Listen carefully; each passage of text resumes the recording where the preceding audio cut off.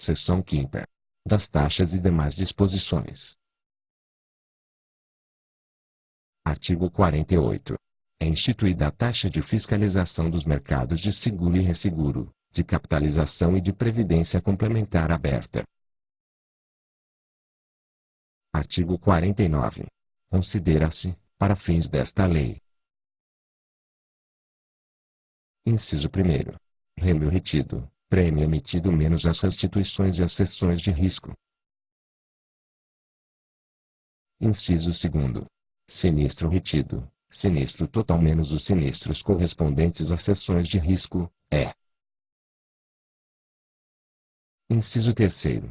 Provisão técnica, montante detido pelo segurador ou ressegurador visando a garantir os riscos assumidos no contrato. Artigo 50. O fato gerador da taxa de fiscalização de que trata esta seção é o exercício do poder de polícia atribuído à Superintendência de Seguros Privados, SUSEP.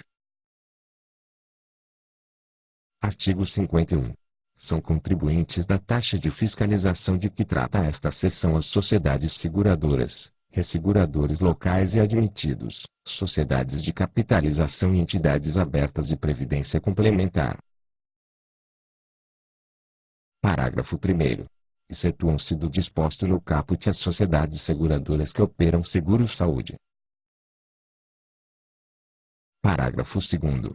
Incluem-se no caput as sociedades cooperativas autorizadas a operarem seguros privados, na forma estabelecida na legislação em vigor. Artigo 52. Os valores da taxa de fiscalização, expressos em reais, apuram-se com base na tabela constante do capítulo 1º. Parágrafo único. Para efeito do enquadramento nas faixas indicadas na tabela do capítulo 1º, a base de cálculo da taxa de fiscalização, BCTF, corresponde à margem de solvência na forma abaixo. Inciso 1º. Para as sociedades seguradoras que operam com seguro de pessoas, produtos de vida de acumulação, 8% do total das provisões técnicas e fundos relacionados aos seguros de vida caracterizados como produtos de acumulação somados, no caso dos demais seguros de pessoas, ao maior dos dois valores abaixo. Alínea A. 20% do total dos prêmios retidos dos 12 meses anteriores, ou. Alínea B. 33% da média anual dos sinistros retidos dos 36 meses anteriores. Inciso 2º. Para seguradoras que operam com seguros de danos, o maior dos dois valores abaixo. Alínea A. 20% do total dos prêmios retidos dos 12 meses anteriores, ou. Alínea B. 33% da média anual dos sinistros retidos dos 36 meses anteriores. Inciso 3º. Para as sociedades seguradoras que operam simultaneamente com seguros de danos e pessoas, o somatório dos valores dos incisos I e inciso 2º. Inciso 4º. Para as sociedades seguradoras e as entidades abertas de previdência complementar que operam previdência complementar aberta, 8% do total das provisões técnicas e fundos relacionados aos planos de previdência. Inciso 5º. Para as sociedades de capitalização, 8% do total das provisões técnicas. Inciso 6º. Para efeito de enquadramento nas faixas indicadas na tabela constante do capítulo 1º, a margem de solvência dos resseguradores locais será calculada pela soma dos resultados obtidos nos incisos I e inciso 2º. Inciso 7º. Para os resseguradores admitidos, fica estabelecido o valor de taxa única, conforme tabela constante do capítulo 1º. Artigo 53. A taxa de fiscalização de que trata esta seção será recolhida trimestralmente até o último dia útil do primeiro dicêndio dos meses de janeiro, abril, julho e outubro de cada ano. Parágrafo único. Para apuração da taxa de fiscalização devida, serão obedecidos os seguintes critérios. Inciso 1º. No mês de janeiro, a apuração será feita com base nas demonstrações financeiras encerradas em 30 de junho do exercício anterior. Inciso 2º. Nos meses de abril e julho, a apuração será feita com base nas demonstrações financeiras encerradas em 31 de dezembro do exercício anterior. Inciso 3º. No mês de outubro, a apuração será feita com base nas demonstrações financeiras encerradas em 30 de junho do exercício corrente. Artigo 54. Os contribuintes não enquadrados nos critérios desta lei recolherão a taxa de fiscalização com base na menor faixa de cada ramo ou atividade em que estiverem autorizados a operar. Produção de efeito. Artigo 55. A taxa de fiscalização não recolhida no prazo fixado será acrescida de juros e multa de mora, calculados nos termos da legislação federal aplicável aos tributos federais. Produção de efeito. Artigo 56. Os débitos referentes à taxa de fiscalização serão inscritos em dívida ativa e executados judicialmente pela Procuradoria Federal junto à SUSEP. Produção de efeito. Artigo 57. Os débitos relativos à taxa de fiscalização podem ser parcelados, a juízo do Conselho Diretor da SUSEP, de acordo com os mesmos critérios do parcelamento ordinário de tributos federais estabelecidos no artigo 37b, da Lei nº 10.522, de 19 de julho de 2002. Artigo 58. A taxa de fiscalização de que trata esta seção será recolhida ao Tesouro Nacional, em conta vinculada à SUSEP, mediante Guia de Recolhimento da União, GRU, por intermédio de estabelecimento bancário integrante da rede credenciada. Artigo 59. A taxa de serviços metrológicos, instituída pelo artigo 11 da Lei nº 9.933, de 20 de dezembro de 1999, passa a vigorar com os valores constantes do anexo 2º desta lei. Artigo 60. Até 31 de dezembro de 2019, fica reduzida a 6% a alíquota do imposto de renda retido na fonte incidente sobre os valores pagos, creditados, entregues, empregados ou remetidos para pessoa física ou jurídica residente ou domiciliada no exterior, destinados à cobertura de gastos pessoais, no exterior, de pessoas físicas residentes no país, em viagens de turismo, negócios, serviço, treinamento ou missões oficiais, até o limite global de R$ 20.000 ao mês, nos termos, limites e condições estabelecidos pelo Poder Executivo. Parágrafo 1º. O limite global previsto no caput não se aplica em relação às operadoras e agências de viagem. Parágrafo 2º. Salvo se atendidas as condições previstas no artigo 26, a redução da alíquota prevista no caput não se aplica ao caso de beneficiário residente ou domiciliado em país ou dependência com tributação favorecida ou de pessoa física ou jurídica submetida a regime fiscal privilegiado, de que tratam os artigos 24 e 24-A, da Lei nº 9.430, de 27 de dezembro de 1996. Parágrafo 3º. As operadoras e agências de viagem, na hipótese de cumprimento da ressalva constante do parágrafo 2º, sujeitam-se ao limite de R$ 10.000 ao mês por passageiro, obedecida a regulamentação do Poder Executivo quanto a limites, quantidade de passageiros e condições para utilização da redução, conforme o tipo de gasto custeado. Parágrafo 4º. Para fins de cumprimento das condições para utilização da alíquota reduzida de que trata este artigo, as operadoras e agências de viagem deverão ser cadastradas no Ministério do Turismo, e suas operações deverão ser realizadas por intermédio de instituição financeira domiciliada no país. Artigo 61. Os atos concessórios de drawback cujos prazos máximos tenham sido prorrogados nos termos do artigo 4º do Decreto-Lei nº 1.722, de 3 de dezembro de 1979, com vencimento em 2010, ou nos termos do artigo 13 da Lei nº 1.945, de 4 de junho de 2009, poderão, em caráter excepcional, ser objeto de nova prorrogação por período de 1 ano. Artigo 62. O artigo 74 da Lei nº 9.430, de 27 de dezembro de 1996, passa a vigorar com a seguinte redação. Artigo 74. Parágrafo 5º. Será aplicada a multa isolada de 50% sobre o valor do crédito objeto de pedido de ressarcimento indeferido ou indevido. Parágrafo 6º. O percentual da multa de que trata o parágrafo 15 será de 100% na hipótese de ressarcimento obtido com falsidade no pedido apresentado pelo sujeito passivo.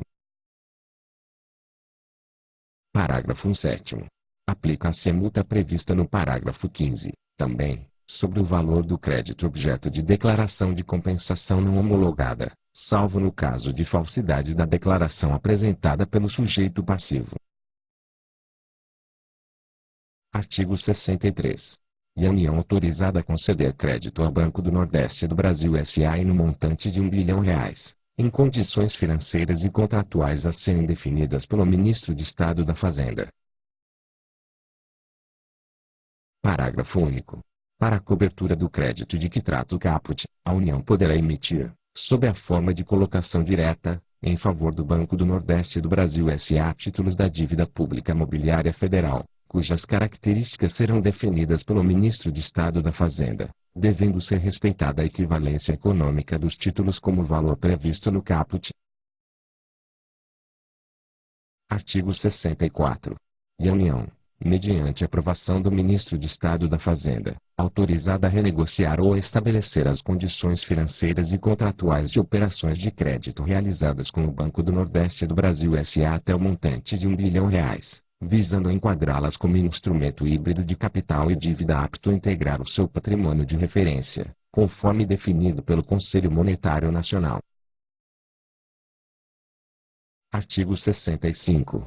Poderão ser pagos ou parcelados, em até 180 meses, nas condições desta lei, os débitos administrados pelas autarquias e fundações públicas federais e os débitos de qualquer natureza, tributários ou não tributários, com a Procuradoria-Geral Federal.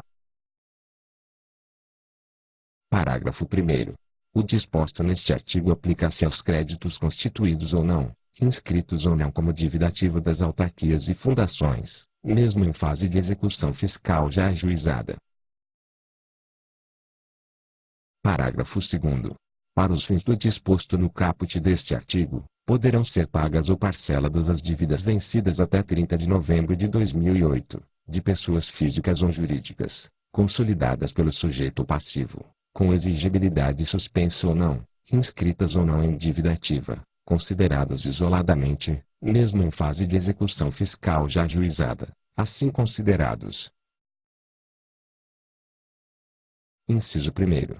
Os débitos de qualquer natureza, tributários ou não, inscritos em dívida ativa no âmbito da Procuradoria-Geral Federal e os que não estejam inscritos em dívida ativa perante as autarquias e fundações públicas federais.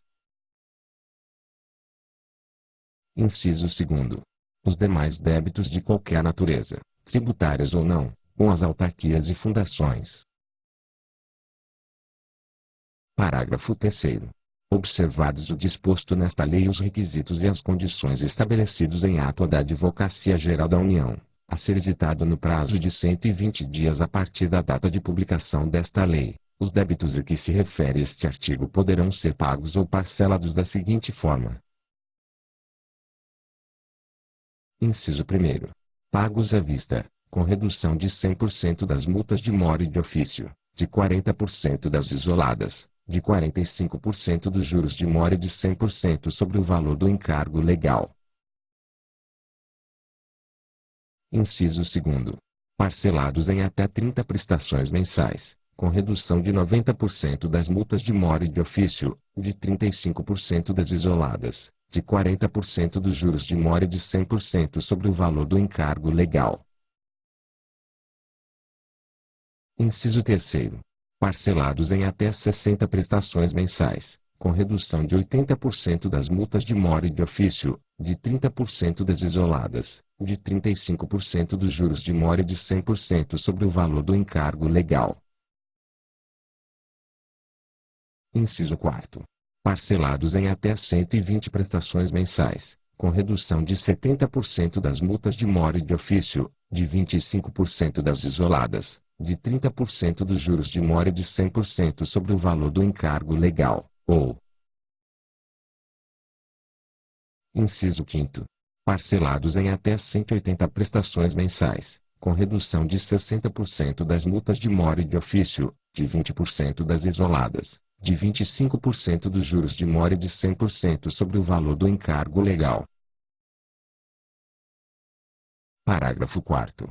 Os débitos não tributários pagos ou parcelados na forma dos incisos I a V do parágrafo 3º deste artigo terão como definição de juros de mora, para todos os fins desta lei, o montante total de correção e juros estabelecidos na legislação aplicável a cada tipo de débito objeto de pagamento ou parcelamento.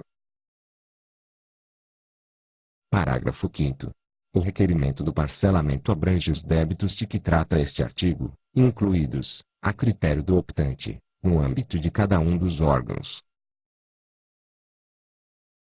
Parágrafo 6º.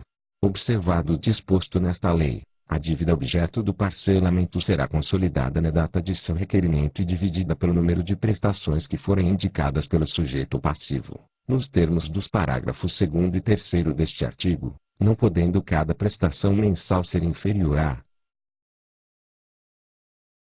Inciso 1º. R$ 50, no caso de pessoa física, é.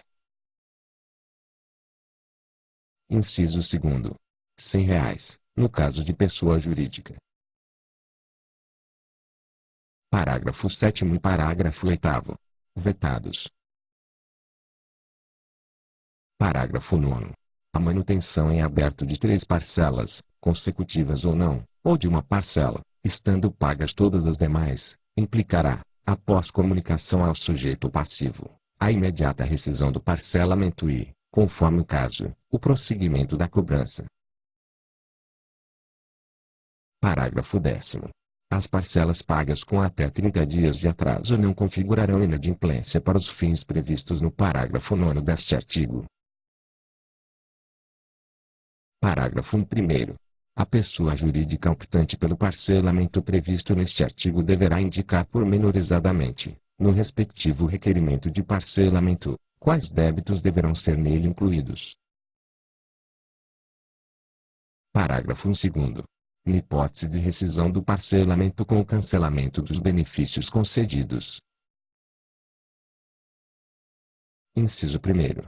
Será efetuada a apuração do valor original do débito, com a incidência dos acréscimos legais, até a data da rescisão. Inciso 2º.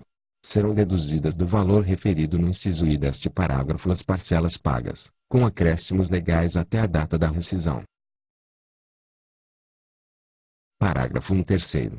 A pessoa física responsabilizada pelo não pagamento ou recolhimento de tributos devidos pela pessoa jurídica poderá efetuar, nos mesmos termos e condições previstos nesta lei, em relação à totalidade ou à parte determinada dos débitos. Inciso 1º. Pagamento. Inciso 2º. Parcelamento, desde que com anuência da pessoa jurídica, nos termos a serem definidos em regulamento. Parágrafo 4º. Na hipótese do inciso 2 do parágrafo 13 deste artigo. Inciso 1º. A pessoa física que solicitar o parcelamento passará a ser solidariamente responsável, juntamente com a pessoa jurídica, em relação à dívida parcelada. Inciso 2º. É suspenso o julgamento na esfera administrativa. Parágrafo 5º. Na hipótese de rescisão do parcelamento previsto no inciso 2 do parágrafo 13 deste artigo, a pessoa jurídica será intimada a pagar o saldo remanescente, calculado na forma do parágrafo 12 deste artigo. Parágrafo 6º. A opção pelos parcelamentos de que trata esta lei importa a confissão irrevogável e irretratável dos débitos em nome do sujeito passivo, na condição de contribuinte ou de responsável, e por ele indicados para compor os referidos parcelamentos, configura a confissão extrajudicial nos termos dos artigos 348, 353 e 354 da Lei nº 5.869, de 11 de janeiro de 1973. Código de Processo Civil, e condicione o sujeito passivo à aceitação plena e irretratável de todas as condições estabelecidas nesta lei. Parágrafo 7º. São dispensados os honorários advocatícios em razão da extinção da ação na forma deste artigo. Parágrafo 8º. A opção pelo pagamento à vista ou pelos parcelamentos de débitos de que trata esta lei deverá ser efetivada até o último dia útil do sexto mês subsequente ao da publicação desta lei. Parágrafo 9º. As pessoas que se mantiverem ativas no parcelamento de que trata este artigo poderão amortizar seu saldo devedor com as reduções de que trata o inciso I do parágrafo 3º deste artigo, mediante antecipação no pagamento de parcelas. Parágrafo 20. O montante de cada amortização de que trata o parágrafo 19 deste artigo deverá ser equivalente, no mínimo, ao valor de 12 parcelas. Parágrafo 21. A amortização de que trata o parágrafo 19 deste artigo implicará redução proporcional da quantidade de parcelas vincendas. Parágrafo 22. A inclusão de débitos nos parcelamentos de que trata esta lei não implica novação de dívida. Parágrafo 23. As reduções previstas neste artigo não são cumulativas com outras previstas em lei e serão aplicadas somente em relação aos saldos devedores dos débitos. Parágrafo 24. Na hipótese de anterior concessão de redução de multa, de mora e de ofício, de juros de mora ou de encargos legais em percentuais diversos dos estabelecidos neste artigo, prevalecerão os percentuais nela referidos, aplicados sobre os respectivos valores originais. Parágrafo 25. O saldo dos depósitos existentes, em espécie ou em instrumentos da dívida pública federal, exceto precatórios, vinculados aos débitos a serem pagos ou parcelados nos termos deste artigo, será automaticamente convertido em renda das respectivas autarquias e fundações, após a aplicação das reduções sobre o valor atualizado do depósito para o pagamento à vista ou parcelamento. Parágrafo 26. Na hipótese em que o saldo exceda o valor do débito após a consolidação de que trata este artigo, o saldo remanescente será levantado pelo sujeito passivo, caso não haja outro crédito tributário ou não tributário vencido e exigível em face do sujeito passivo. Parágrafo 27. Na hipótese de depósitos ou garantias de instrumentos da dívida pública federal, exceto precatórios, o órgão credor os recepcionará pelo valor reconhecido por ele como representativo de valor real ou pelo valor aceito como garantia pelo mesmo órgão credor. Parágrafo 28. No cálculo dos saldos em espécie existentes na data de adesão ao pagamento ou parcelamento previstos neste artigo, serão excluídos os juros remuneratórios sobre débitos cuja exigibilidade tenha sido suspensa por meio do referido depósito e que não tenham incidência de multa ou juros de mora. Parágrafo 29. Para fins de determinação do saldo dos depósitos a serem levantados após a dedução dos débitos consolidados, se o sujeito passivo tiver efetivado tempestivamente apenas o depósito do principal, será deduzido o principal acrescido de valor equivalente ao que decorreria da incidência de multas de mora e juros de mora, observada a aplicação das reduções e dos demais benefícios previstos neste artigo. Parágrafo 30. A Advocacia Geral da União expedirá normas que possibilitem, se for o caso, a revisão dos valores dos débitos consolidados para o efeito do disposto no parágrafo 29. Parágrafo 31. Os parcelamentos requeridos na forma e nas condições de que trata este artigo. Inciso 1º. Não dependem de apresentação de garantia ou de arrolamento de bens, exceto quando já houver penhora em execução fiscal ajuizada. Inciso 2º. No caso de débito inscrito em dívida ativa, abrangerão inclusive os encargos legais que forem devidos, sem prejuízo da dispensa prevista neste artigo. Parágrafo 32. O disposto neste artigo não se aplica ao Conselho Administrativo de Defesa Econômica. CAD e ao Instituto Nacional de Metrologia, Normalização e Qualidade Industrial (INMetro). Parágrafo 33.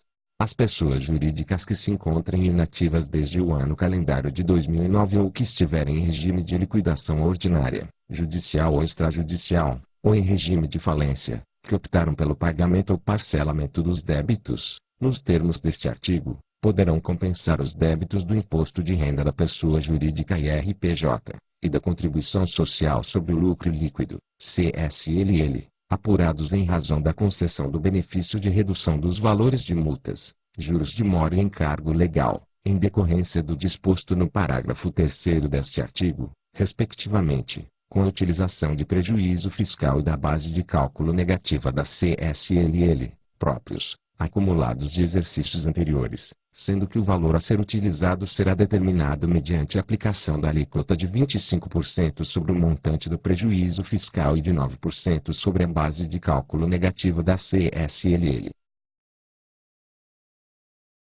Parágrafo 34.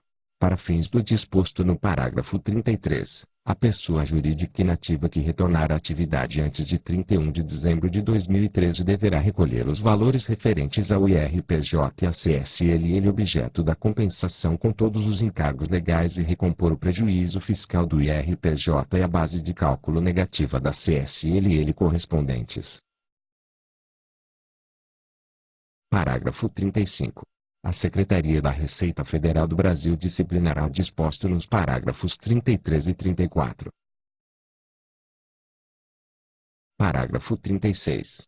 Interpreta-se, para fins da correção monetária prevista no parágrafo 4º deste artigo, a atualização ou correção monetária única e exclusivamente pelos índices oficiais previstos em lei, reconhecidos pela Procuradoria-Geral da Fazenda Nacional, vedada a inclusão de qualquer montante a título de complemento incidente sobre os planos econômicos referidos nos Decretos-Lei nº 2.283, de 27 de fevereiro de 1986, e 2.335, de 12 de junho de 1987, e das leis nos 7.730, de 31 de janeiro de 1989, 8.024, de 12 de abril de 1990, e 8.177, de 1º de março de 1991.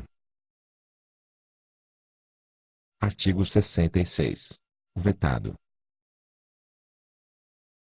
Artigo 67. O artigo 2º da Lei nº 5.615, de 13 de outubro de 1970, passa a vigorar com a seguinte redação, renumerando-se o atual parágrafo único para parágrafo 1º. Artigo 2º. É dispensada a licitação para a contratação do Serviço Federal de Processamento de Dados, SERPRO pela União, por intermédio dos respectivos órgãos do Ministério da Fazenda e do Ministério do Planejamento, Orçamento e Gestão, para a prestação de serviços de tecnologia da informação considerados estratégicos, relacionados com as atividades de sua especialização. Parágrafo 1º.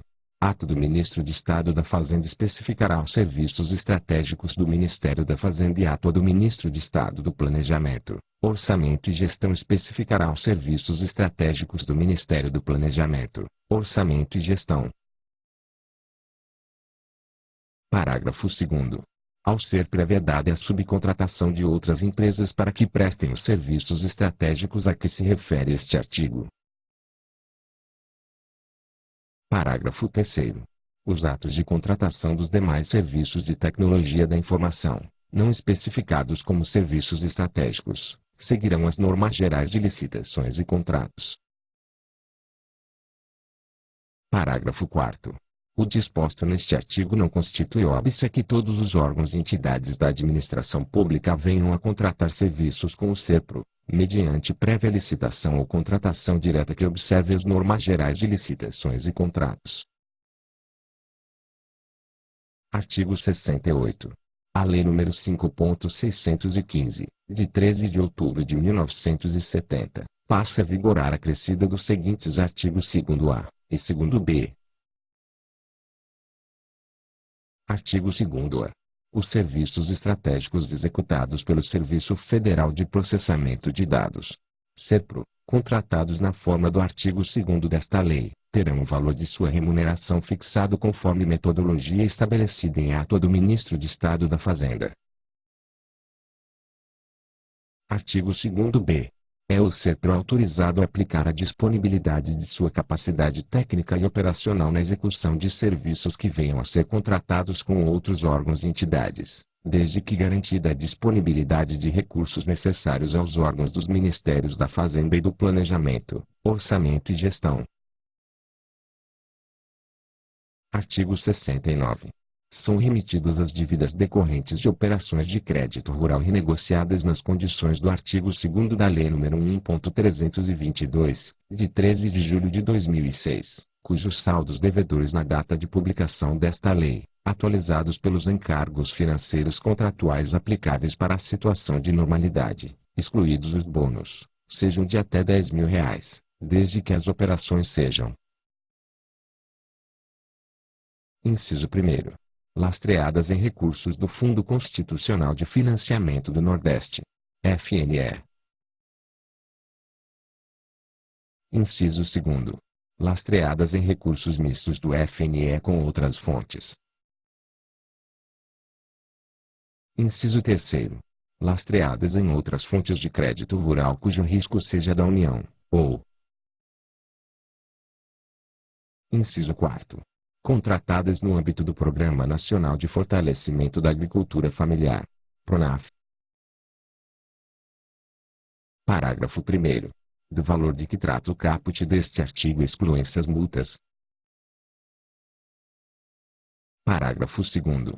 A remissão de que trata este artigo também se aplica às operações de crédito rural que se enquadrem nas condições para renegociação previstas no artigo 2º da Lei nº 1.322, de 13 de julho de 2006, efetuadas com recursos do FNE, ou com recursos mistos do FNE com outras fontes, ou com recursos de outras fontes efetuadas com risco da União, ou ainda as operações contratadas no âmbito do PRONAF, cujos mutuários não as tenham renegociado nas condições ali estabelecidas e cujo saldo devedor atualizado até a data de publicação desta lei, nas condições abaixo especificadas, seja inferior a R$ 10.000. Inciso 1º.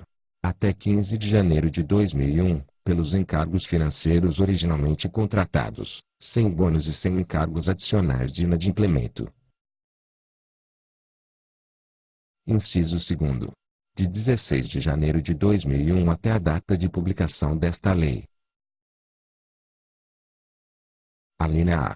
Para as operações efetuadas no âmbito do PRONAF, taxa efetiva de juros de 3% a 3% ao ano. Alínea B.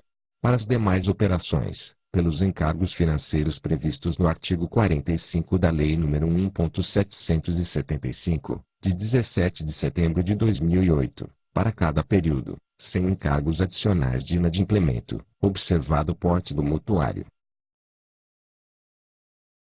Parágrafo 3º.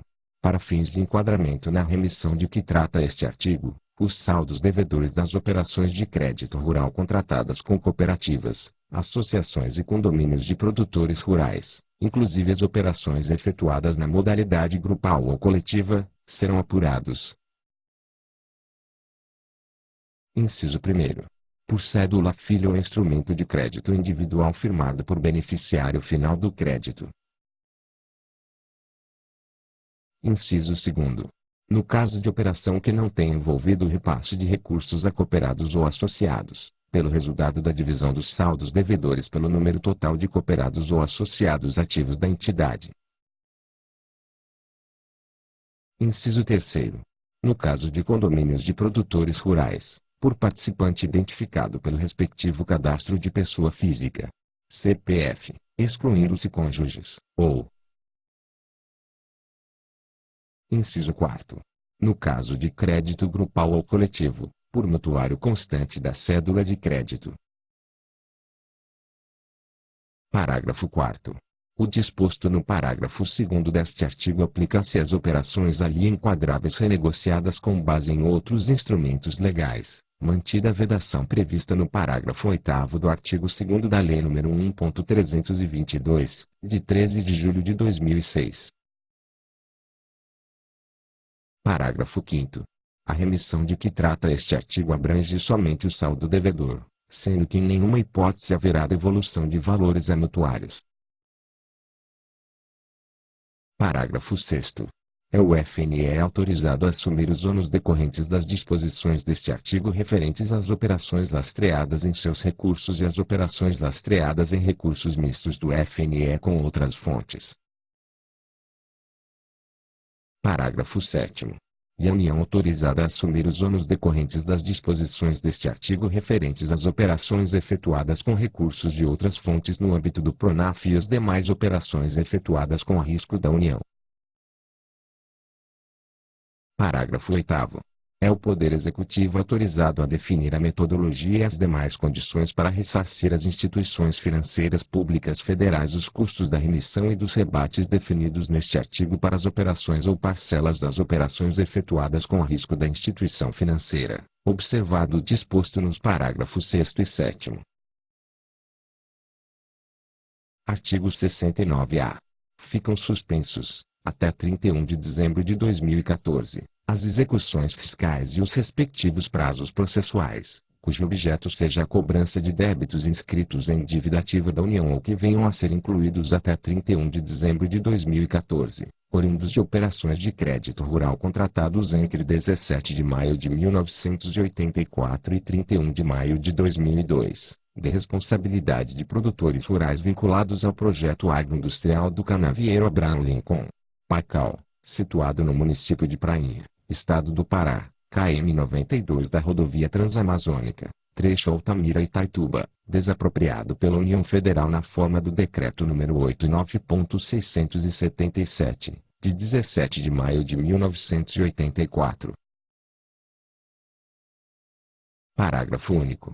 As instituições financeiras oficiais federais deverão encaminhar à Procuradoria-Geral da Fazenda Nacional, até o último dia útil do mês seguinte ao da publicação desta lei, listagem com todos os débitos já encaminhados para inscrição em dívida ativa da União que se enquadrem nos requisitos dispostos no caput. Artigo 70. É autorizada a concessão de rebate para liquidação, até 29 de março de 2013. Das operações de crédito rural que tenham sido renegociadas nas condições do artigo 2º da Lei nº 1.322, de 13 de julho de 2006, e que estejam lastreadas em recursos do FNE, ou em recursos mistos do FNE com outras fontes, ou em recursos de outras fontes efetuadas com risco da União, ou ainda das operações realizadas no âmbito do PRONAF, em substituição a todos os bônus de adimplência e de liquidação previstos para essas operações na Lei nº 1.322, de 13 de julho de 2006, e no artigo 28 da Lei nº 1.775, de 17 de setembro de 2008, não remetidas na forma do artigo 69 desta lei, observadas ainda as seguintes condições. Inciso 1º. Para liquidação antecipada das operações renegociadas com base nos incisos I e 2 do artigo 2º da Lei nº 1.322, de 13 de julho de 2006, será concedido rebate de 65% sobre o saldo devedor da dívida, atualizado pelos encargos financeiros contratuais aplicáveis para a situação de normalidade, excluídos os bônus, sendo que nas regiões do semiárido, no norte do Espírito Santo e nos municípios do norte de Minas Gerais, do Vale do Jequitinhonha e do Vale do Mucuri, compreendidos na área de atuação da Superintendência de Desenvolvimento do Nordeste, SUDENE, o rebate para liquidação será de 85%. Inciso 2º. Para liquidação antecipada das operações renegociadas com base no inciso 3 ou no parágrafo 5º do artigo 2º da Lei nº 1.322, de 13 de julho de 2006, observado o disposto no artigo 28 da Lei nº 1.775, de 17 de setembro de 2008. Alínea A. Aplica-se o disposto no inciso I deste artigo para a parcela do saldo devedor que corresponda ao limite de R$ 15.000 na data do contrato original. A linha B. Será concedido rebate de 45% sobre a parcela do saldo devedor da dívida, atualizado pelos encargos financeiros contratuais aplicáveis para a situação de normalidade, excluídos os bônus, que diz respeito ao crédito original excedente ao limite de R$ 15.000, sendo que nas regiões do semiárido, no norte do Espírito Santo e nos municípios do norte de Minas Gerais, do Vale do Jequitinhonha e do Vale do Mucuri, compreendidos na área de atuação da Superintendência de Desenvolvimento do Nordeste, SUDENE, o rebate para liquidação será de 75%. Parágrafo 1º.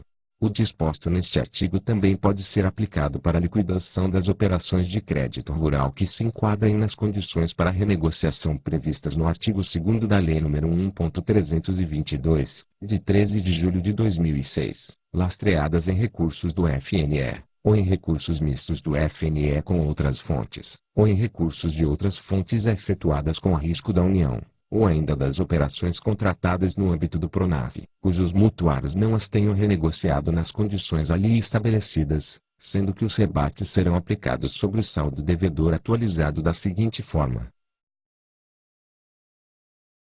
Inciso 1º. Até 15 de janeiro de 2001, pelos encargos financeiros originalmente contratados, sem bônus e sem encargos adicionais de inadimplemento. Inciso 2º. De 16 de janeiro de 2001 até a data da liquidação da operação. A linha A.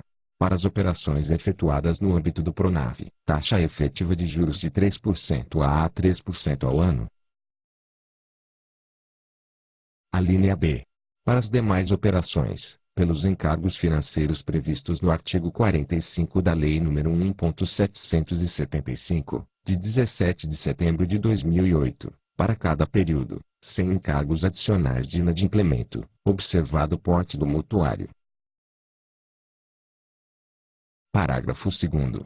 O disposto no parágrafo 1º deste artigo aplica-se às operações ali enquadráveis renegociadas com base em outros instrumentos legais, mantida a vedação prevista no parágrafo 8º do artigo 2º da Lei nº 1.322, de 13 de julho de 2006. Parágrafo 3º. Caso o recálculo da dívida de que trata o parágrafo 1º deste artigo, efetuado considerando os encargos financeiros de normalidade, resulte em saldo devedor zero ou menor que zero, a operação será considerada liquidada, não havendo, em hipótese alguma, devolução de valores a mutuários.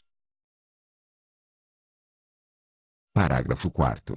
O mutuário de operação de crédito rural que se enquadrar no disposto neste artigo, cujo saldo devedor atualizado pelos encargos financeiros contratuais aplicáveis para a situação de normalidade, excluídos os bônus, seja inferior a R$ 80.000, observado o disposto no parágrafo 2º do artigo 69, e que não disponha de capacidade de pagamento para honrar sua dívida, recalculada nas condições e com os rebates de que trata este artigo, poderá solicitar desconto adicional para a liquidação da sua dívida mediante a apresentação de pedido formal à instituição financeira pública federal detentora da operação, contendo demonstrativo de sua incapacidade de pagamento. Parágrafo 5º. Para fins do disposto no parágrafo 4º deste artigo, caberá ao Poder Executivo definir em regulamento. Inciso 1º. Os prazos para a solicitação do desconto adicional. Inciso 2º.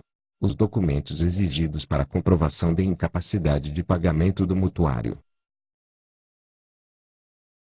Inciso 3º. Os percentuais de descontos adicionais que poderão ser concedidos, considerando as diferentes situações. Inciso 4º. A criação de grupo de trabalho para acompanhar e monitorar a implementação das medidas de que trata este artigo, é. Inciso 5º. Demais normas necessárias à implantação do disposto no parágrafo 4º deste artigo. Parágrafo 6º. É o FNE autorizado a assumir os ônus decorrentes das disposições deste artigo referentes às operações lastreadas em seus recursos e às operações lastreadas em recursos mistos do FNE com outras fontes. Parágrafo 7º. E a União autorizada a assumir os ônus decorrentes das disposições deste artigo referentes às operações efetuadas com outras fontes no âmbito do PRONAF e as demais operações efetuadas com risco da União. Parágrafo 8º. É o Poder Executivo autorizado a definir a metodologia e as demais condições para ressarcir às instituições financeiras públicas federais os custos da remissão e dos rebates definidos neste artigo para as operações ou parcelas das operações efetuadas com risco da instituição financeira, observado o disposto nos parágrafos 6º e 7º deste artigo. Parágrafo 9º. Fica autorizada a suspensão das execuções judiciais e dos respectivos prazos processuais referentes às operações enquadráveis neste artigo até a data limite para concessão de rebate definida no caput, desde que o mutuário formalize interesse em liquidar a operação perante a instituição financeira. Parágrafo 10º. O prazo de prescrição das dívidas de que trata o caput fica suspenso a partir da data de publicação desta lei até 29 de março de 2013. Artigo 71. São remitidas as dívidas referentes às operações de crédito rural do Grupo B do PRONAF contratadas até 31 de dezembro de 2004 com recursos do Orçamento Geral da União ou dos Fundos Constitucionais de Financiamento do Nordeste, Norte e Centro-Oeste, efetuadas com risco da União ou dos respectivos fundos, cujo valor contratado por mutuário tenha sido de até R$ 1.000. Parágrafo 1º. Para fins de enquadramento na remissão de que trata o caput deste artigo, no caso de operações de crédito rural grupais ou coletivas, o valor considerado por mutuário será obtido pelo resultado da divisão do valor contratado da operação pelo número de mutuários constantes da cédula de crédito. Parágrafo 2º. Aplica-se o disposto neste artigo às operações nele enquadradas que tenham sido renegociadas ao amparo de legislação específica, inclusive aquelas efetuadas por meio de resoluções do Conselho Monetário Nacional, CMN. Parágrafo 3º. Aplica-se o disposto neste artigo às operações nele enquadradas que tenham sido inscritas ou estejam em processo de inscrição na dívida ativa da União, DAO. Parágrafo 4º. A remissão de que trata este artigo é limitada ao saldo devedor existente na data de promulgação desta lei, não cabendo devolução de recursos aos mutuários que já tenham efetuado o pagamento total ou parcial das operações. Parágrafo 5º. São a União e os fundos constitucionais de financiamento autorizados a assumir os ônus decorrentes das disposições deste artigo referentes às operações realizadas com os respectivos recursos. Artigo 72. É autorizada a concessão de rebate de 60% sobre o saldo devedor atualizado pelos encargos financeiros contratuais aplicáveis para a situação de normalidade, excluídos os bônus, para a liquidação, até 29 de março de 2013, das operações de crédito rural do Grupo B do PRONAF contratadas entre 2 de janeiro de 2005 e 31 de dezembro de 2006. Com recursos do Orçamento Geral da União ou dos Fundos Constitucionais de Financiamento do Nordeste, Norte e Centro-Oeste, efetuadas com risco da União ou dos respectivos fundos, cujo valor contratado por mutuário tenha sido de até R$ 1.500. Parágrafo 1º. Para fins de enquadramento na concessão do rebate de que trata o caput deste artigo, no caso de operações de crédito rural grupais ou coletivas, o valor considerado por mutuário será obtido pelo resultado da divisão do saldo devedor da operação pelo número de mutuários constantes da cédula de crédito.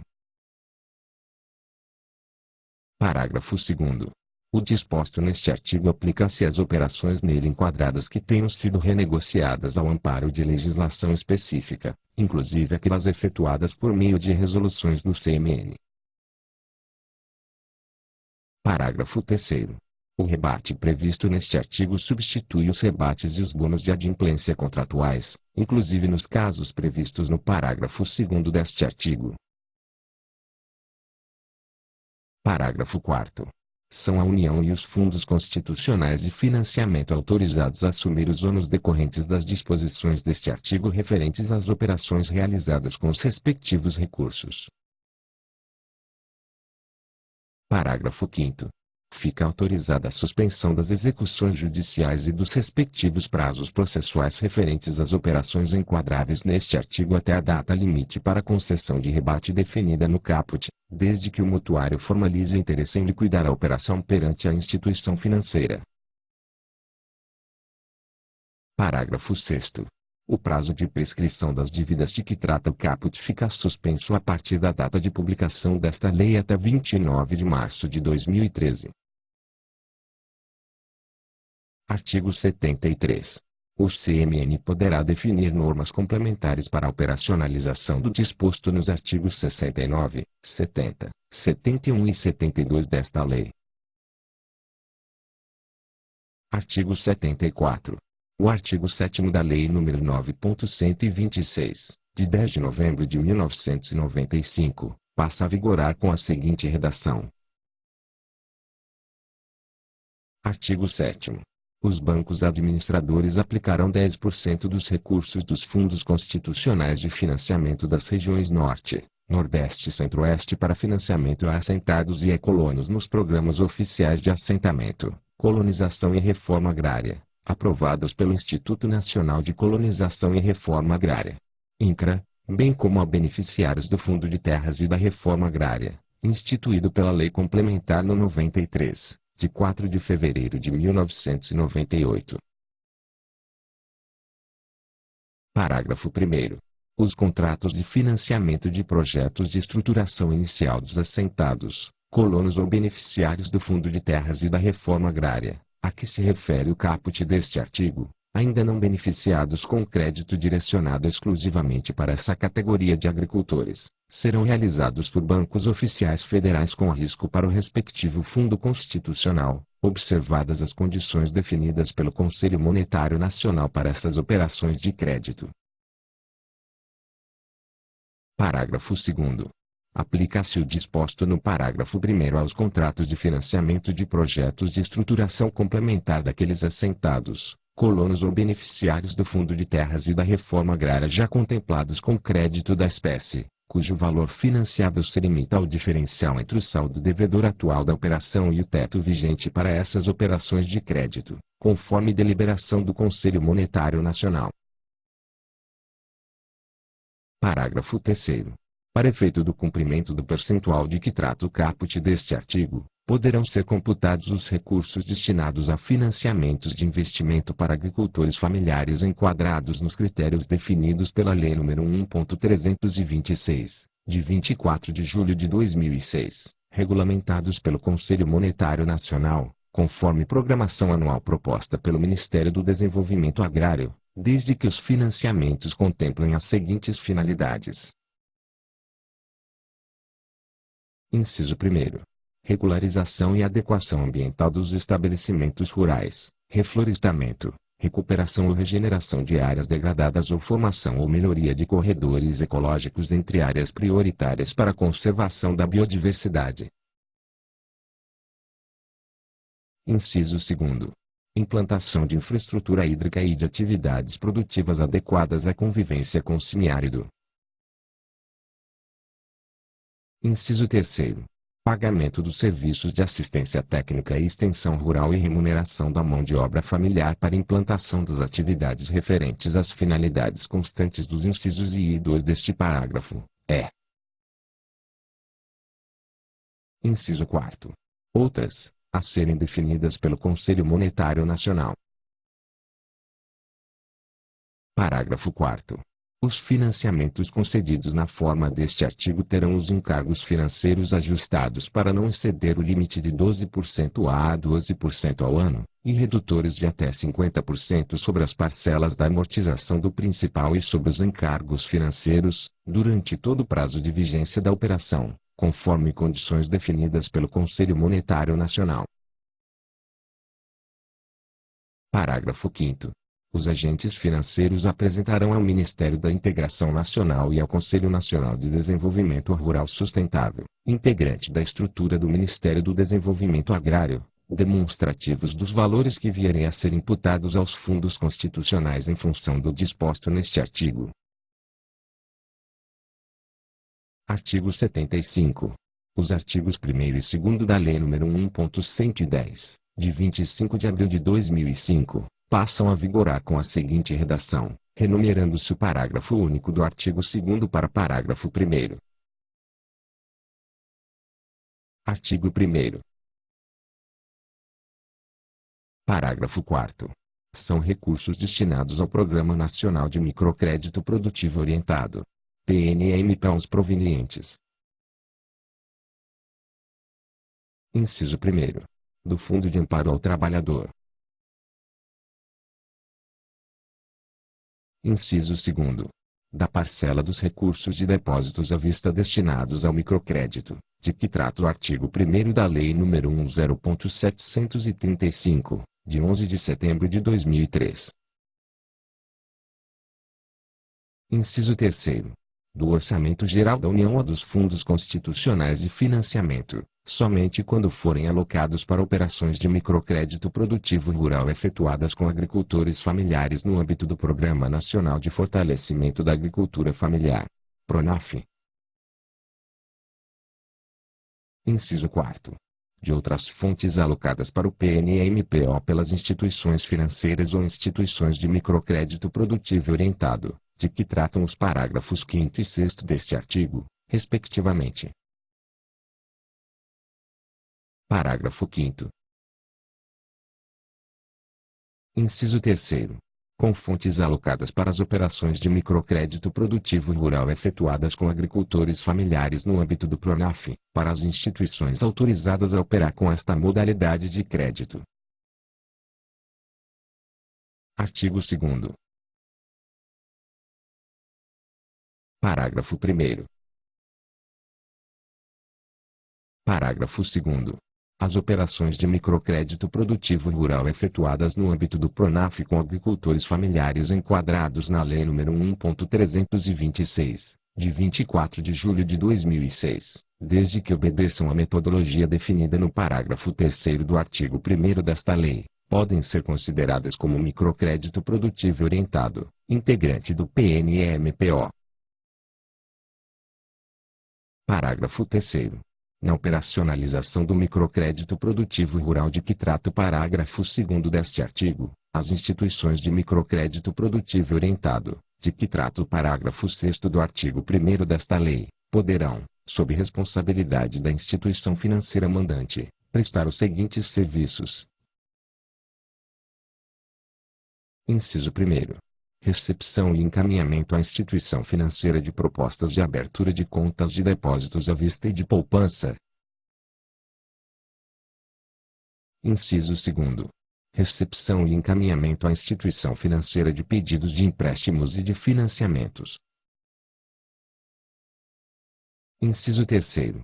Análise da proposta de crédito e preenchimento de ficha cadastral. Inciso 4º. Execução de serviços de cobrança não judicial. Artigo 76. Os artigos 2º, 6º, 12, 21, 22, 23 e 27 do Decreto-Lei nº 9.295, de 27 de maio de 1946, passam a vigorar com a seguinte redação, renumerado-se o parágrafo único do artigo 12 para parágrafo 1º. Artigo 2º. A fiscalização do exercício da profissão contábil, assim entendendo-se os profissionais habilitados como contadores e técnicos em contabilidade, será exercida pelo Conselho Federal de Contabilidade e pelos Conselhos Regionais de Contabilidade a que se refere o artigo 1º. Artigo 6º. A linha F. Regular acerca dos princípios contábeis, do exame de suficiência, do cadastro de qualificação técnica e dos programas de educação continuada, e editar normas brasileiras de contabilidade de natureza técnica e profissional. Artigo 12. Os profissionais a que se refere este decreto-lei somente poderão exercer a profissão após a regular conclusão do curso de bacharelado em Ciências Contábeis, reconhecido pelo Ministério da Educação, aprovação em exame de suficiência e registro no Conselho Regional de Contabilidade a que estiverem sujeitos. Parágrafo 1º. Parágrafo 2º. Os técnicos em contabilidade já registrados em Conselho Regional de Contabilidade e os que venham a fazê-lo até 1º de junho de 2015 têm assegurado o seu direito ao exercício da profissão. Artigo 21. Os profissionais registrados nos Conselhos Regionais de Contabilidade são obrigados ao pagamento da anuidade. Parágrafo 2º. As anuidades pagas após a 31 de março serão acrescidas de multa, juros de mora e atualização monetária, nos termos da legislação vigente. Parágrafo 3º. Na fixação do valor das anuidades devidas ao Conselho Federal e os Conselhos Regionais de Contabilidade, serão observados os seguintes limites. Inciso 1º. R$ 380, para pessoas físicas. Inciso 2º. R$ 950, para pessoas jurídicas. Parágrafo 4º. Os valores fixados no parágrafo 3º deste artigo poderão ser corrigidos anualmente pelo Índice Nacional de Preços ao Consumidor Amplo, IPSA, calculado pela Fundação Instituto Brasileiro de Geografia e Estatística, IBGE. Artigo 22. As empresas ou a quaisquer organizações que explorem ramo dos serviços contábeis é obrigatório o pagamento de anuidade ao Conselho Regional da respectiva jurisdição. Parágrafo 1º. A anuidade deverá ser paga até o dia 31 de março, aplicando-se, após essa data, a regra do parágrafo 2º do artigo 21. Artigo 23. O profissional ou organização contábil que executarem serviços contábeis em mais de um estado são obrigados a comunicar previamente ao Conselho Regional de Contabilidade no qual são registrados o local onde serão executados os serviços. Artigo 27. As penalidades ético-disciplinares aplicáveis por infração ao exercício legal da profissão são as seguintes. Alínea A. Multa de 1 a 10 vezes o valor da anuidade do exercício em curso aos infratores dos artigos 12 e 26 deste Decreto-Lei. Alínea B. Multa de 1 a 10 vezes aos profissionais e de 2 a 20 vezes o valor da anuidade do exercício em curso às empresas ou a quaisquer organizações contábeis, quando se tratar de infração dos artigos 15 e 20 e seus respectivos parágrafos. Alínea C. Multa de 1 a 5 vezes o valor da anuidade do exercício em curso aos infratores de dispositivos não mencionados nas alíneas A e B ou para os quais não haja indicação de penalidade especial. Alínea D. Suspensão do exercício da profissão, pelo período de até 2 anos, aos profissionais que, dentro do âmbito de sua atuação e no que se referir à parte técnica, forem responsáveis por qualquer falsidade de documentos que assinarem e pelas irregularidades de escrituração praticadas no sentido de fraudar as rendas públicas. Alínea E. Suspensão do exercício da profissão, pelo prazo de 6 meses a 1 ano, ao profissional com comprovada incapacidade técnica no desempenho de suas funções, a critério do Conselho Regional de Contabilidade a que estiver sujeito, facultada, porém, ao interessado a mais ampla defesa. Alínea F. Cassação do exercício profissional quando comprovada a incapacidade técnica de natureza grave, crime contra a ordem econômica e tributária, produção de falsa prova de qualquer dos requisitos para registro profissional e apropriação indevida de valores de clientes confiados à sua guarda, desde que homologada por 2/3 do plenário do Tribunal Superior de Ética e Disciplina. Alínea G.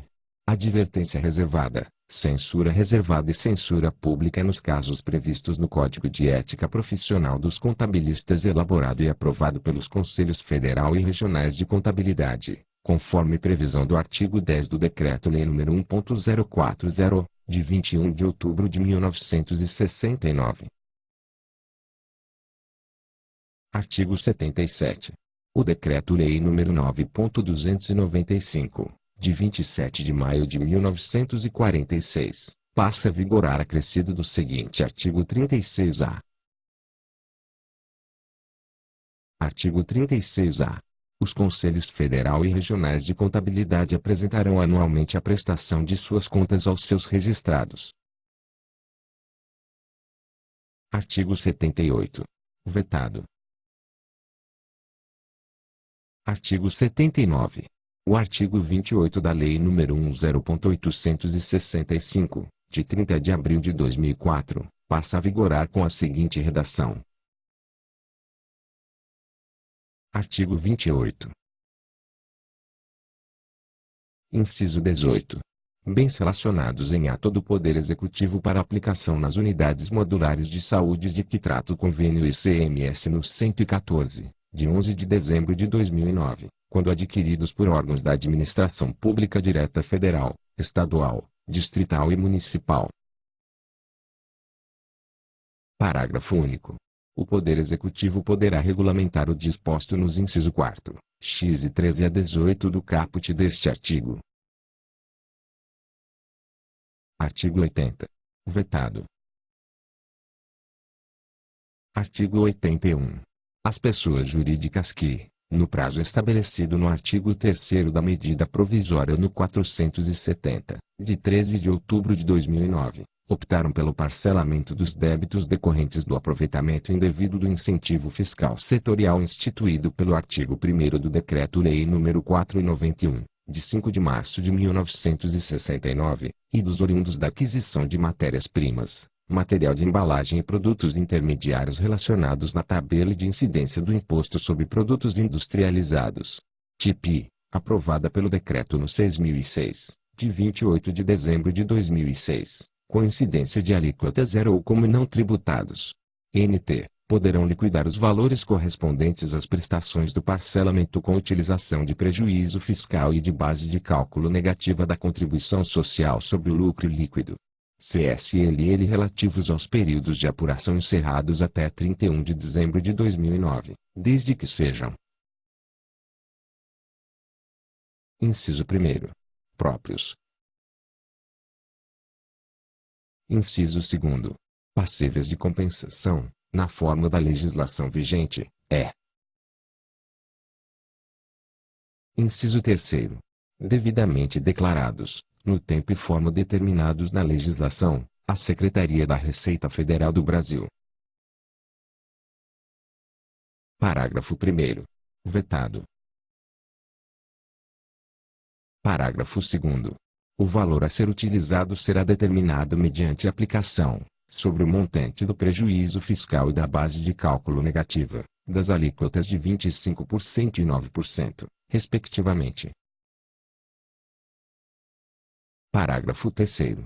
As prestações a serem liquidadas devem obedecer à ordem decrescente do seu vencimento.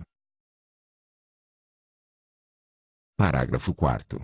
Para os fins de utilização de prejuízo fiscal e de base de cálculo negativa da CSLL nos termos do caput deste artigo, não se aplica o limite de 30% do lucro líquido ajustado, previsto no artigo 42 da Lei nº 8.981, de 20 de janeiro de 1995, e no artigo 15 da Lei nº 9.065, de 20 de junho de 1995. Parágrafo 5º. A Procuradoria-Geral da Fazenda Nacional e a Secretaria da Receita Federal do Brasil editarão os atos necessários à execução do disposto neste artigo no prazo máximo de 30 dias a partir da data de publicação desta lei. Artigo 82. O artigo 3º da Lei nº 7.940, de 20 de dezembro de 1989, passa a vigorar acrescido do seguinte parágrafo único. Artigo 3º. Parágrafo único. São isentos do pagamento da taxa os analistas de valores mobiliários não sujeitos a registro na Comissão de Valores Mobiliários, CVM. Artigo 83. Ficam excluídas as receitas provenientes das transferências obrigatórias de que tratam a Lei nº 1.578, de 26 de novembro de 2007, e o artigo 51 da Lei nº 1.775, de 17 de setembro de 2008, inclusive as já realizadas, para fins de cálculo da receita líquida real prevista nas leis nos 9.496, de 11 de setembro de 1997, e 8.727, de 5 de novembro de 1993, e na medida provisória no 2185 a 35, de 24 de agosto de 2001. Artigo 84. A Lei nº 9.469, de 10 de julho de 1997, passa a vigorar acrescida do seguinte artigo 4º. Artigo 4º. O termo de ajustamento de conduta, para prevenir ou terminar litígios, nas hipóteses que envolvam o interesse público da União, suas autarquias e fundações, firmado pela Advocacia Geral da União, deverá conter: Inciso 1º. A descrição das obrigações assumidas. Inciso 2º. O prazo e o modo para o cumprimento das obrigações. Inciso 3º. A forma de fiscalização da sua observância. Inciso 4º. Os fundamentos de fato e de direito, Inciso 5º. A previsão de multa ou de sanção administrativa, no caso de seu descumprimento. Parágrafo único. A Advocacia Geral da União poderá solicitar aos órgãos e entidades públicas federais manifestação sobre a viabilidade técnica, operacional e financeira das obrigações a serem assumidas em termo de ajustamento de conduta, cabendo ao Advogado-Geral da União a decisão final quanto à sua celebração. Artigo 85. A inclusão em quadro em extinção da administração federal dos servidores civis e militares oriundos do ex-território federal de Rondônia e do estado de Rondônia, de que trata o artigo 89 do Ato das Disposições Constitucionais Transitórias. ADCT, com a redação dada pela Emenda Constitucional no 60, de 11 de novembro de 2009, observará as disposições e normas estabelecidas nos artigos 86 a 102. Artigo 86. Constituirão, mediante opção, quadro em extinção da administração federal, assegurados os direitos e vantagens a eles inerentes. Inciso 1º. Os integrantes da carreira policial militar e os servidores municipais do ex-território de Rondônia que, comprovadamente, se encontravam no exercício regular de suas funções, prestando serviço àquele ex-território, na data em que foi transformado em Estado. Inciso 2º. Os servidores admitidos regularmente nos quadros do Estado de Rondônia até a data de posse do primeiro governador eleito, 15 de março de 1987, Inciso 3º. Os servidores e os policiais militares alcançados pelos efeitos do artigo 36 da Lei Complementar no 41, de 22 de dezembro de 1981. Parágrafo único. É vedado o pagamento, a qualquer título, de diferenças remuneratórias. Artigo 87. Vetado. Artigo 88. Os servidores de que trata o artigo 86 desta lei somente farão jus à opção pela inclusão no quadro em extinção da administração federal se: Inciso 1º. Vetado. Inciso 2º. Comprovadamente, se encontravam: Alínea A. No desempenho de suas funções no âmbito da administração do Estado de Rondônia ou de seus municípios, ou Alínea B. Cedidos em conformidade com as disposições legais e regulamentares da época. Parágrafo único. Para os fins desta lei, não serão admitidos de forma regular nos quadros do ex-território de Rondônia, do Estado de Rondônia ou dos respectivos municípios. Inciso 1º. Os contratados como prestadores de serviços. Inciso 2º. Os terceirizados. Inciso 3º. Os que elaboravam informalmente eram pagos mediante recibo,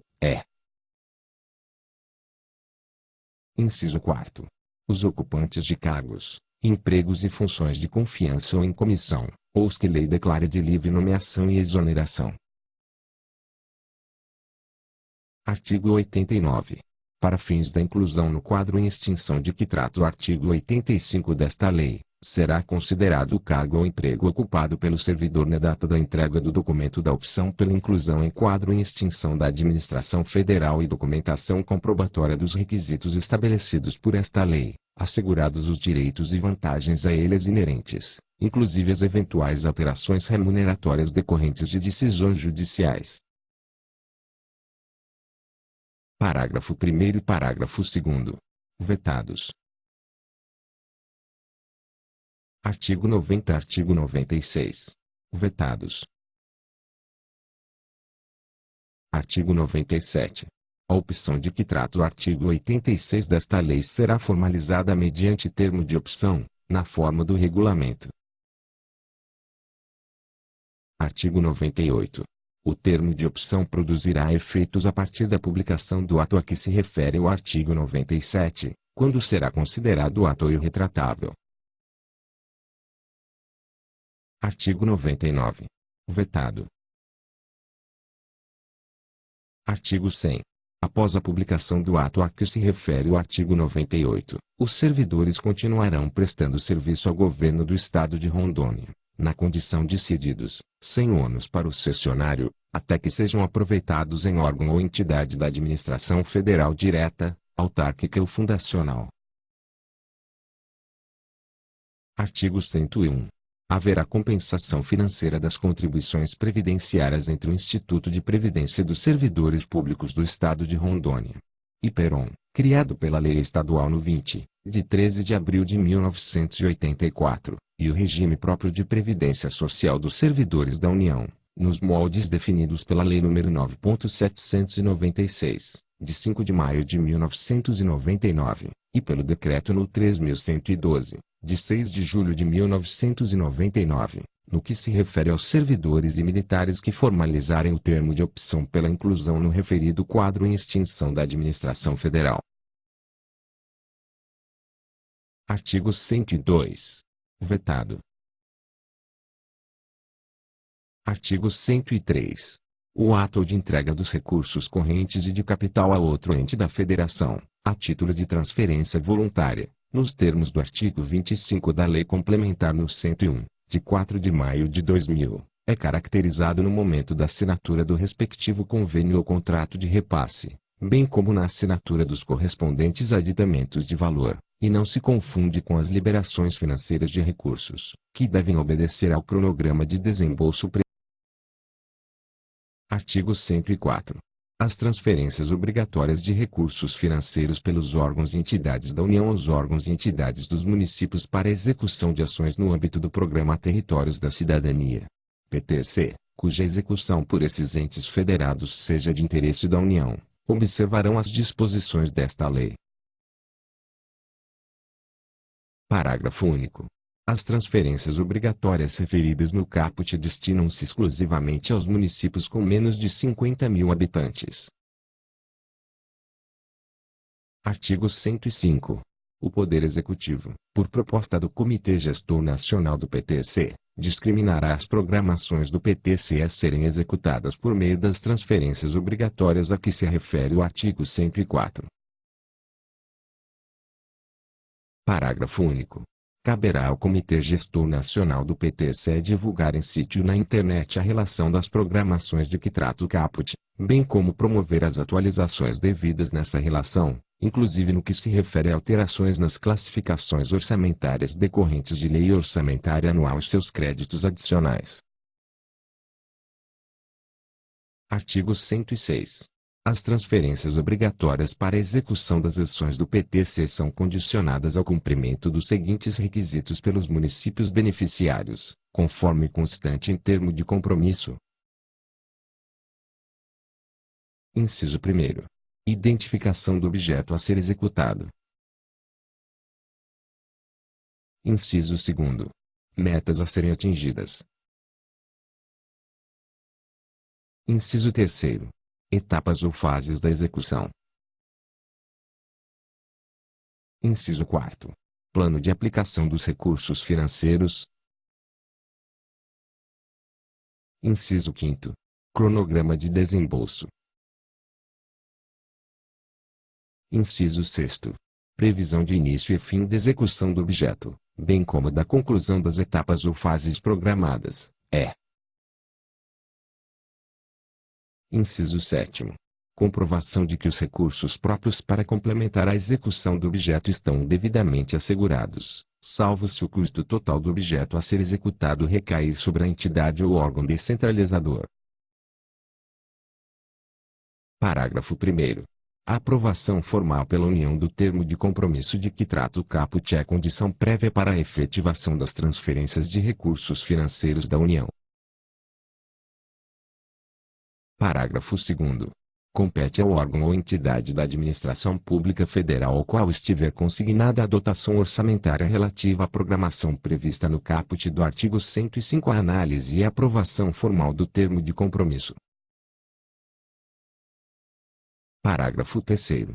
Na hipótese de as transferências obrigatórias serem efetivadas por intermédio de instituição ou agente financeiro público federal, atuando como mandatário da União, caberá a essas entidades a aprovação de que trata o parágrafo 2º deste artigo. Artigo 107. A União, por intermédio de suas unidades gestoras, deverá exigir da parte beneficiada pela transferência de recursos a comprovação da regularidade de utilização das parcelas liberadas anteriormente com base no termo de compromisso. Artigo 108. No caso de irregularidades e descumprimento pelos municípios das condições estabelecidas no termo de compromisso, a União, por intermédio de suas unidades gestoras, suspenderá a liberação das parcelas previstas, bem como determinará à instituição financeira oficial a suspensão do saque dos valores da conta vinculada do município, até a regularização da pendência. Parágrafo 1º. A utilização dos recursos em desconformidade com o termo de compromisso ensejará a obrigação de um município beneficiado devolvê-los devidamente atualizados com base na variação da taxa referencial do Sistema Especial de Liquidação e de Custódia, Selic, acumulada mensalmente, até o último dia do mês anterior ao da devolução dos recursos, acrescido esse montante de 1% no mês de efetivação da devolução dos recursos à conta única do Tesouro Nacional. Parágrafo 2º. Para fins de efetivação da devolução dos recursos à União, a parcela de atualização referente à variação da Selic será calculada proporcionalmente à quantidade de dias compreendida entre a data da liberação da parcela para o beneficiário e a data de efetivo crédito, na conta única do Tesouro Nacional, do montante devido pelo município.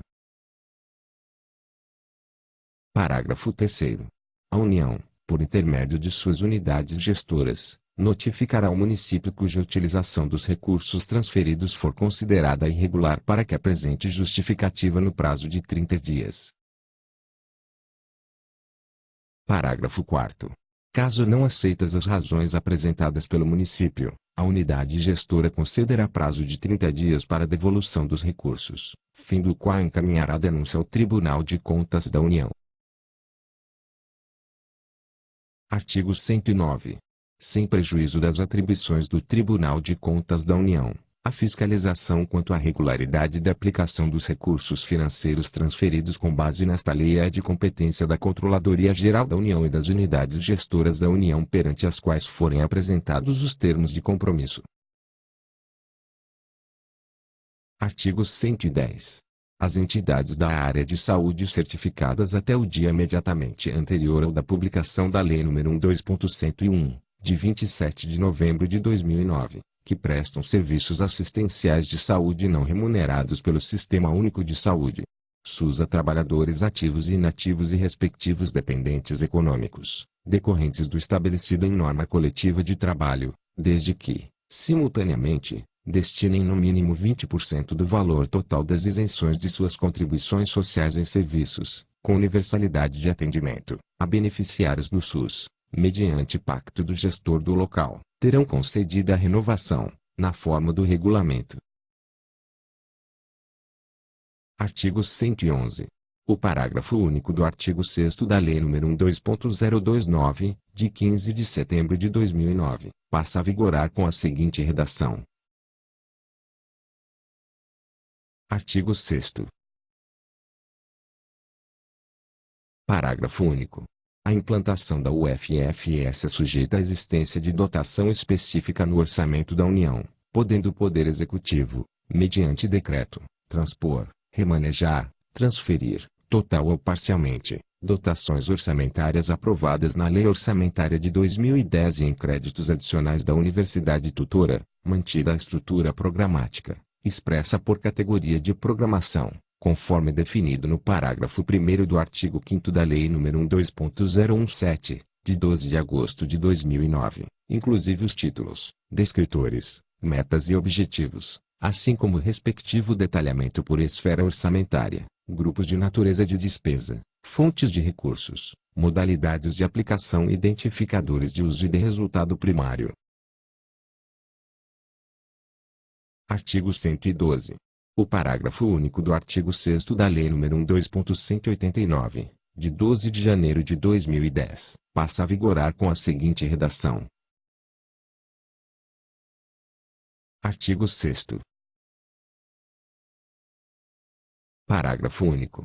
A implantação da UNIL é sujeita à existência de dotação específica no orçamento da União, podendo o Poder Executivo, mediante decreto, transpor, remanejar, transferir, total ou parcialmente, dotações orçamentárias aprovadas na Lei Orçamentária de 2010 e em créditos adicionais da Universidade Tutora, mantida a estrutura programática, expressa por categoria de programação, conforme definido no parágrafo 1º do artigo 5º da Lei nº 2.017, de 12 de agosto de 2009, inclusive os títulos, descritores, metas e objetivos, assim como o respectivo detalhamento por esfera orçamentária, grupos de natureza de despesa, fontes de recursos, modalidades de aplicação e identificadores de uso e de resultado primário. Artigo 113.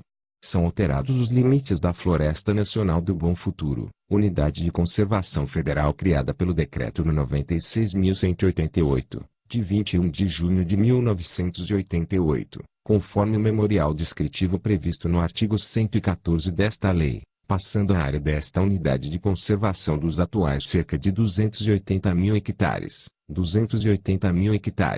para cerca de 97.357 hectares, 97.357 hectares.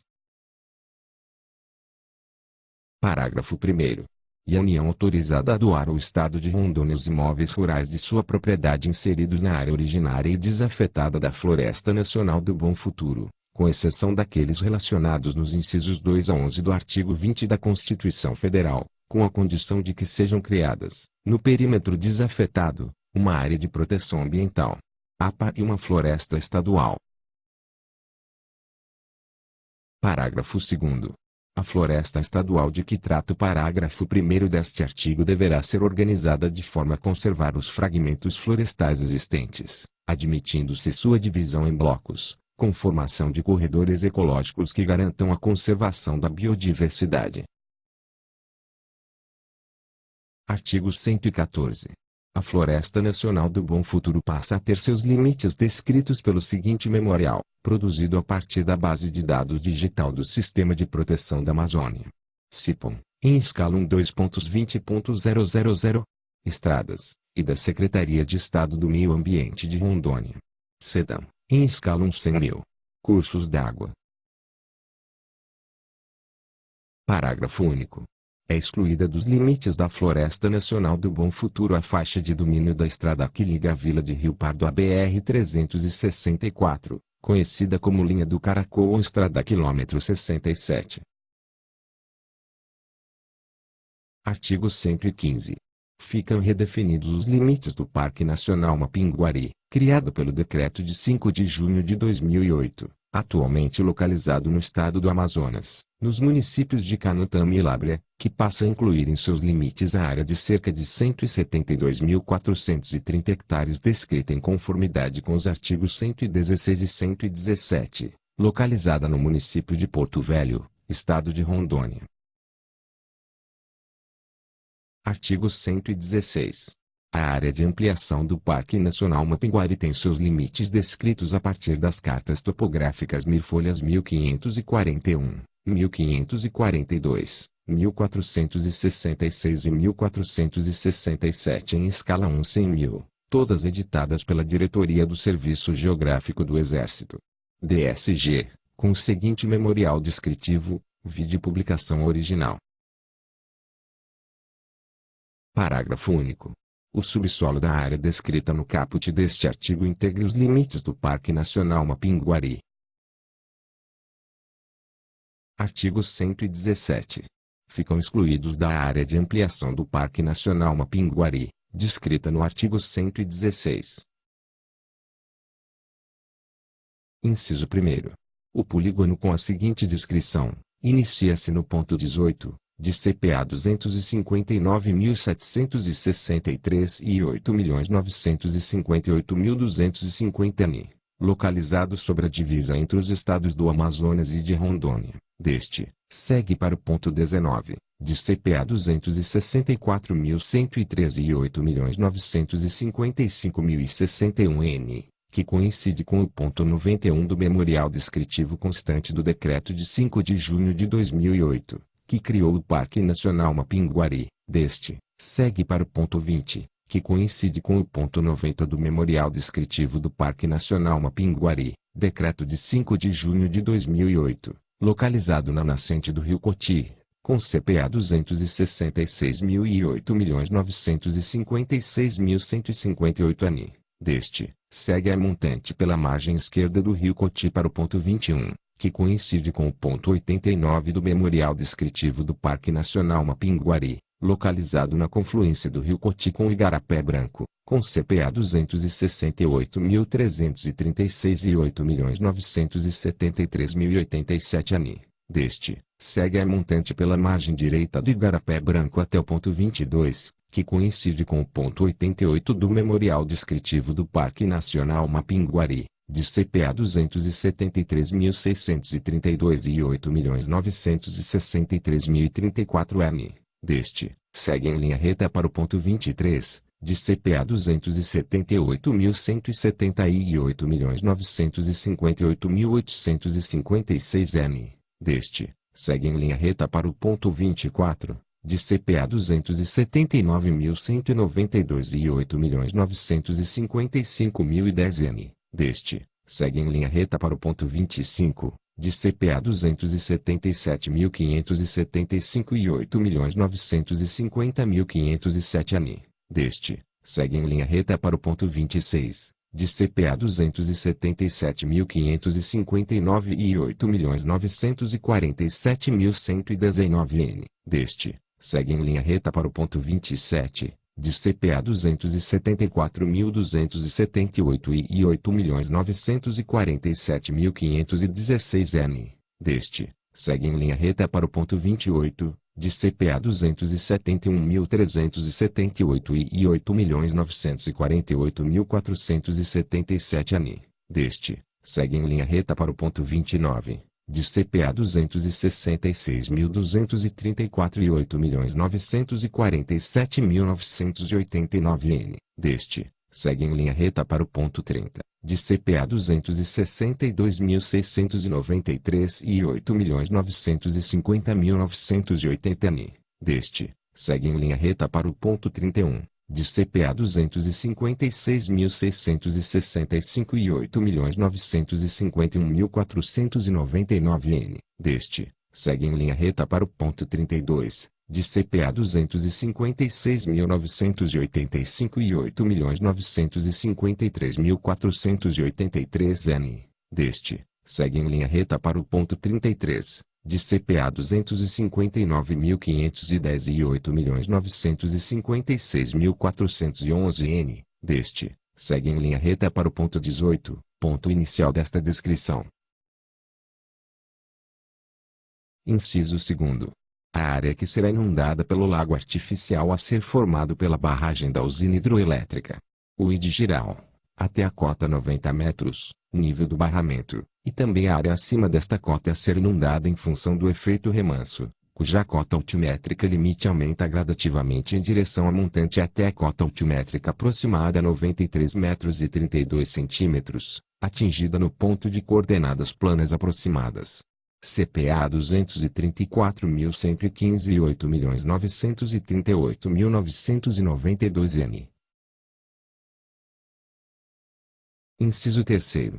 A área que será inundada pelo lago artificial a ser formado pela barragem da Uíde Santo Antônio, que se inicia no ponto de CPA 332.474 e 8.992.048 N, de cota altimétrica aproximada a 73 metros e 50 centímetros até o limite da área destinada ao canteiro de obras da Uíde Giral, no cota altimétrica aproximada a 74 metros. Inciso 4º. O polígono de aproximadamente 163 hectares com a seguinte descrição, inicia-se no ponto 1, localizado sobre o limite da Estação Ecológica Estadual da Serra dos Três Irmãos.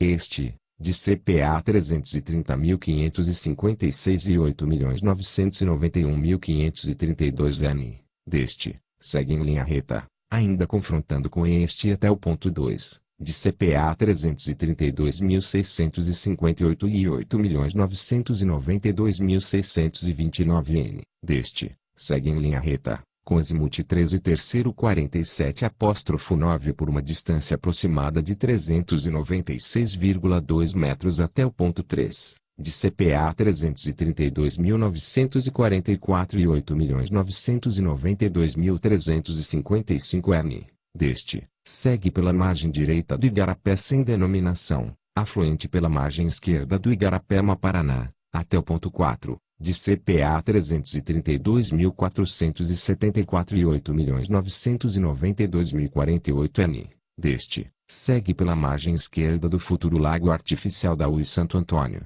que inundará neste trecho, em função do efeito remanso, as terras localizadas até a cota altimétrica aproximada a 73 metros e 50 centímetros, até o ponto 1, início da descrição deste polígono, é. Inciso 5º. O polígono de aproximadamente 1.055 hectares sobreposto à área declarada de utilidade pública destinada ao canteiro de obras da Uíde Giral, com a seguinte descrição, inicia-se no ponto 1. Localizado sobre o atual limite do Parque Nacional Mapinguari, no cota altimétrica aproximada a 90 metros, de CPA 320.771 e 8.979.846 N. Daí segue confrontando com a área destinada ao canteiro de obras da Uíde Giral, com azimuth de 28 quarto 47'20 distância de 44,07 metros até o ponto 2. De CPA 320.728 e 8.979.858 N. Daí, segue com a mesma confrontação, com azimuth de 270 indicador ordinal masculino 53'5 e distância de 3.003,10 metros até o ponto 3. De CPA 317.725 e 8.979.902 N. Deste, segue em linha reta, ainda com a mesma confrontação, com azimuth de 24,55'35 e distância de 5.150,73 metros, até o ponto 4, de CPA 315.550 e 8.975.223 N. Deste, segue em direção a jusante, pela margem esquerda do futuro lago artificial da Uíde Giral, pela cota altimétrica aproximada a 90 metros até o ponto 1, início desta descrição. Parágrafo único. Nos momentos em que os níveis dos lagos da Uíde Giral e Santo Antônio estiverem abaixo das cotas altimétricas mencionadas nos incisos 2 e 3 do caput, ficam proibidas atividades agropecuárias, de mineração, edificações permanentes ou temporárias e quaisquer outros empreendimentos nestas faixas das margens esquerdas temporariamente emersas dos referidos lagos. Artigo 118. Revogado. Artigo 119. É estabelecida como limite da zona de amortecimento do Parque Nacional Mapinguari a faixa de 10 km, em projeção horizontal, a partir do seu novo perímetro. Artigo 120. É permitido no Parque Nacional Mapinguari o deslocamento de veículos envolvidos em atividades de mineração ou de transporte do seu produto pela estrada já existente no momento da publicação desta lei e que passa pela área descrita no artigo 116, dando acesso às áreas de mineração São Lourenço e Maciza, desde que devidamente licenciadas, exclusivamente pelo trecho já existente no momento da publicação desta lei, entre os pontos de CPA 277.975 e 8.941.724 N, localizado às margens do Rio Madeira, e de CPA 275.739 e 8.947.339 N, localizado sobre o limite sul do polígono descrito no artigo 117 desta lei. Artigo 121. Na elaboração do Plano de Manejo do Parque Nacional Mapinguari, o Conselho de Defesa Nacional, por meio de sua Secretaria Executiva, e o Ministério da Defesa serão ouvidos, devendo se manifestar sobre as questões pertinentes às suas atribuições legais. Artigo 122. No exercício das atribuições constitucionais e legais das Forças Armadas e da Polícia Federal na área de ampliação do Parque Nacional Mapinguari, estão compreendidas. Inciso 1º. A liberdade de trânsito e acesso, por via aquática, aérea ou terrestre, de militares e policiais para a realização de deslocamento, estacionamentos, patrulhamento e demais operações ou atividades indispensáveis à segurança e integridade do território nacional. Inciso 2º. A instalação e a manutenção de unidades militares e policiais, de equipamentos para fiscalização e apoio à navegação aérea e marítima, bem como das vias de acesso e demais medidas de infraestrutura e logística necessárias, compatibilizadas com o plano de manejo da unidade, quando fora da faixa de fronteira, é. Inciso 3º. A implantação de programas e projetos de controle e ocupação da fronteira. Artigo 123. É ampliada a Estação Ecológica de Cunhã, estabelecida pelo Decreto de 27 de setembro de 2001 e pelo Decreto de 21 de dezembro de 2007, atualmente localizada nos estados de Rondônia e do Amazonas, respectivamente nos municípios de Porto Velho e Canutama, que passa a incluir em seus limites a área de cerca de 63.812 hectares, 63.812 hectares, relativa à Floresta Estadual de Rendimento Sustentável Rio Madeira A, unidade de conservação criada pelo Decreto Estadual no 4.574, de 23 de março de 1990, no município de Porto Velho, estado de Rondônia. Artigo 124. A área de ampliação da Estação Ecológica de Cunhã tem as seguintes características e confrontações, vide publicação original. Artigo 125. As terras da União contidas nos novos limites do Parque Nacional Mapinguari e da Estação Ecológica de Cunhã serão doadas ao Instituto Chico Mendes de Conservação da Biodiversidade pelos órgãos e entidades federais que as detenham. Artigo 126.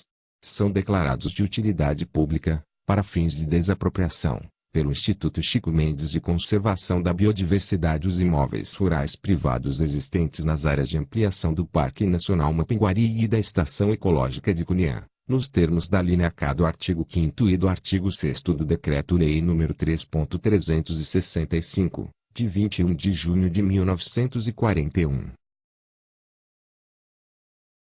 Parágrafo único.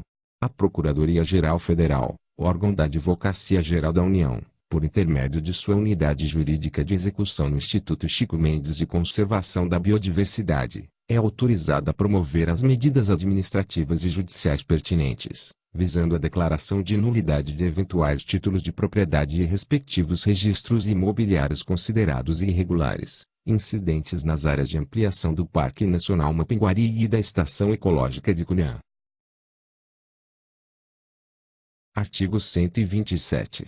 até que ocorra a indicação de que trata o artigo 5º da Lei nº 1.941, de 27 de maio de 2009, os débitos de devedores que apresentaram pedidos de parcelamentos previstos nos artigos 1º, 2º e 3º da Lei nº 1.941, de 27 de maio de 2009, inclusive nas reaberturas de prazo operadas pelo disposto no artigo 17 da Lei nº 2.865, de 9 de outubro de 2013, no artigo 93 da Lei nº 2.973, de 13 de maio de 2014, e no artigo 2º da Lei nº 2.996, de 18 de junho de 2014, que tenham sido deferidos pela administração tributária devem ser considerados parcelados para os fins do inciso V do artigo 151 da Lei nº 5.172, de 25 de outubro de 1966. Código Tributário Nacional. Parágrafo único. A indicação de que trata o artigo 5º da Lei nº 1.941, de 27 de maio de 2009, poderá ser instada a qualquer tempo pela administração tributária. Artigo 128. A Lei nº 1.442, de 5 de janeiro de 2007, passa a vigorar acrescida do seguinte artigo 5º-A.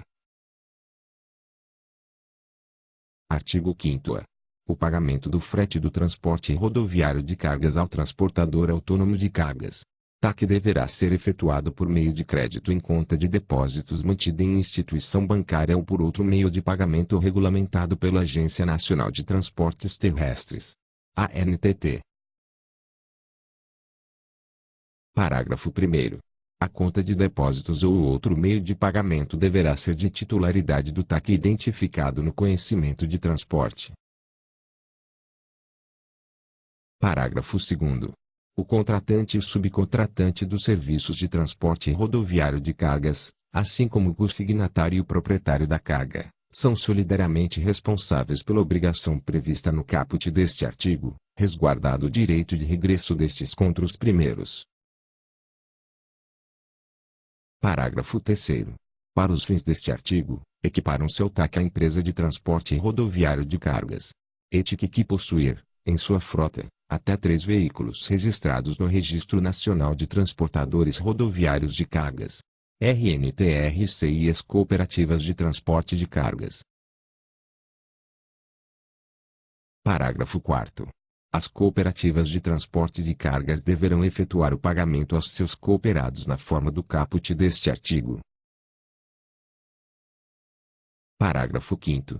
O registro das movimentações da conta de depósitos ou do meio de pagamento de que trata o caput deste artigo servirá como comprovante de rendimento do TAC. Parágrafo 6º. É vedado o pagamento do frete por qualquer outro meio ou forma diverso do previsto no caput deste artigo ou em seu regulamento. Artigos 129 e 130. Vetado.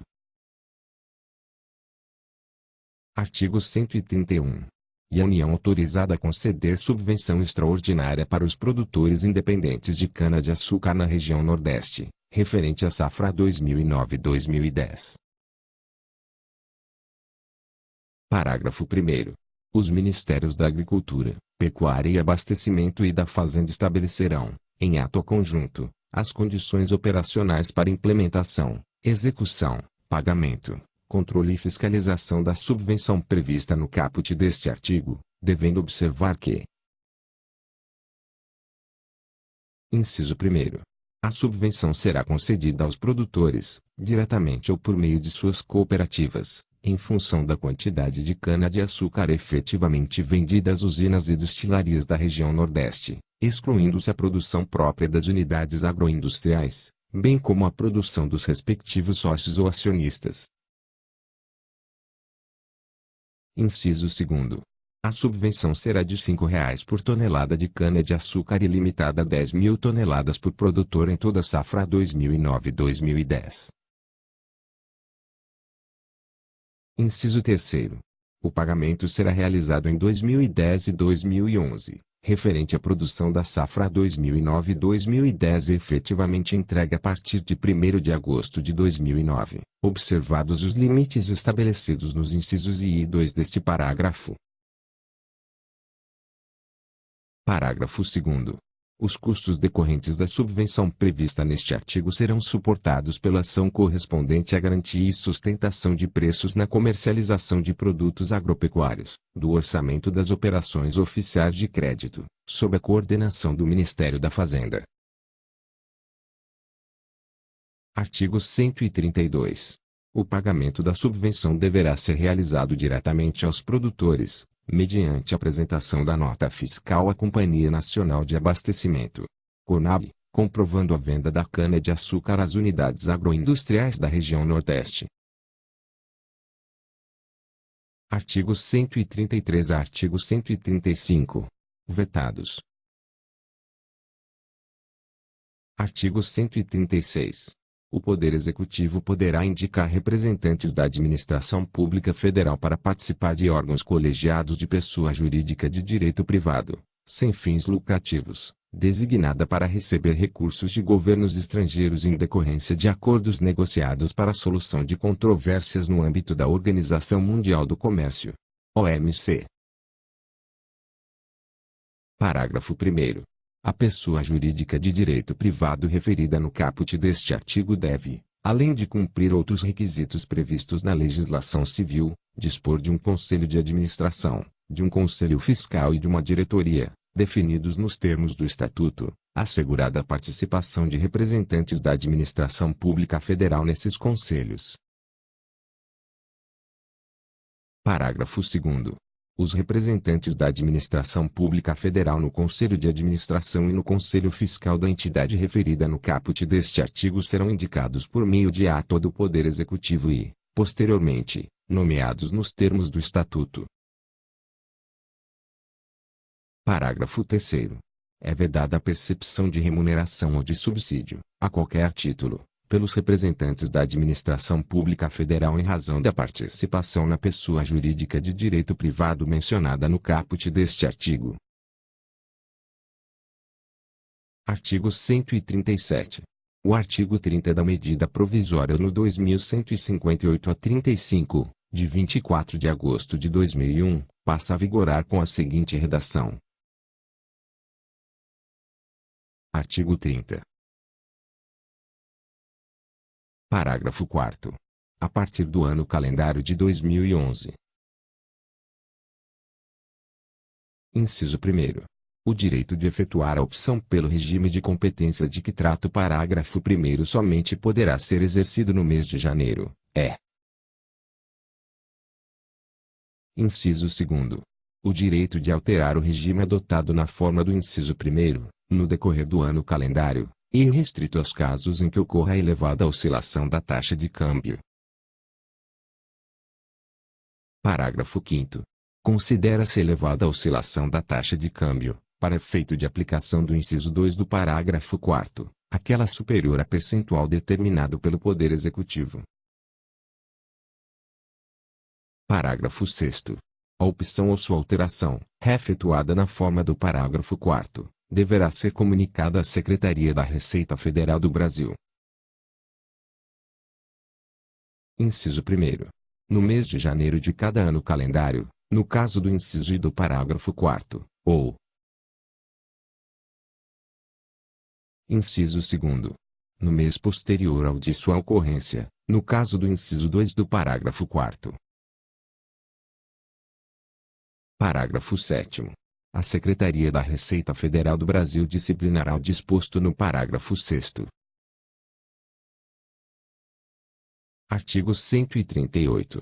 Os artigos 3º, 7º e 7º e os anexos 3º a 9 da Lei nº 1.775, de 17 de setembro de 2008, passam a vigorar com a seguinte redação. Artigo 3º. Parágrafo 2º.